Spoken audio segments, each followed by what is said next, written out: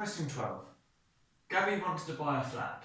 The cost of the flat is £175,000. The bank uses this formula to work out the mortgage Gabby can get. And I've written the formula here. So M equals 4.625A, where M is the mortgage and A here is the annual income. Gabby has an annual income of £34,000. She will have to pay a deposit for the flat. The deposit is the difference between the cost of the flat and the mortgage. Work out the deposit Gabby will have to pay. Okay, so first of all, let's work out what the mortgage is going to be. Okay, so I'll write it under here. M equals 4.625A.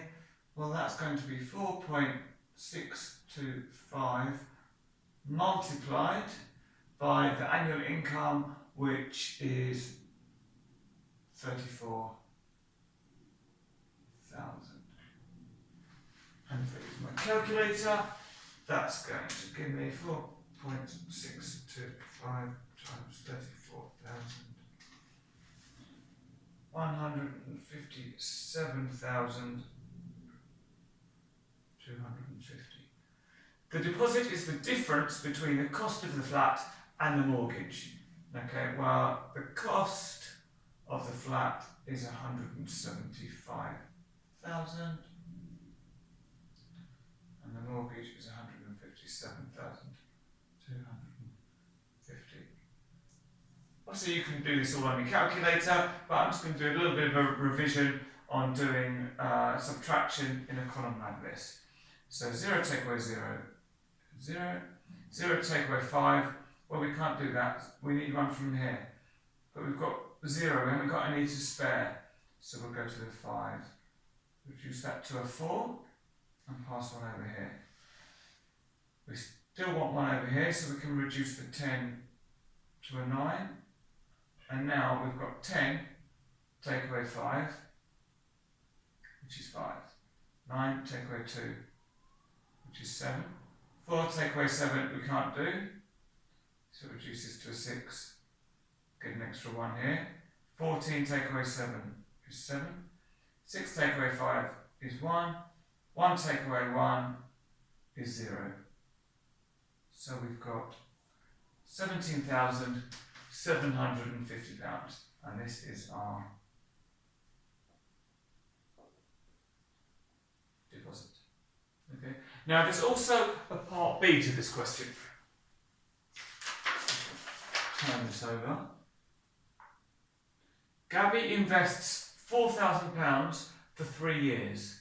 The investment earns 2% compound interest per annum.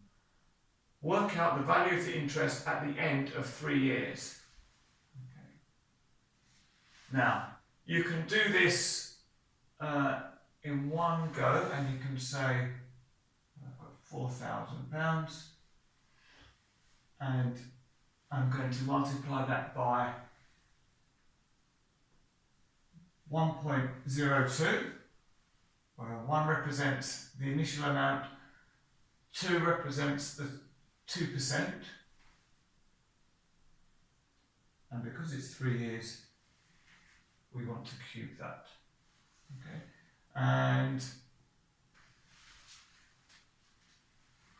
if we do this on our calculator, so cubed means that you're multiplying the number by itself 3 times. So 1.02 times 1.02 times 1.02.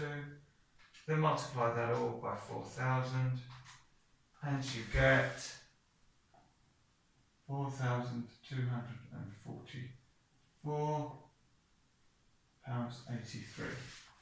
Okay. Now, you might not be as comfortable writing it all in one go. That's absolutely fine. Instead, you can think, well, they're going to get 2% each year over 3 years. So that's like saying, let's do, so that's like saying what? £4,000 in year 1, that's going to be £4,000 times 1.02. So this would be the same as working out 2% of this and then adding that 2% onto the original 4,000.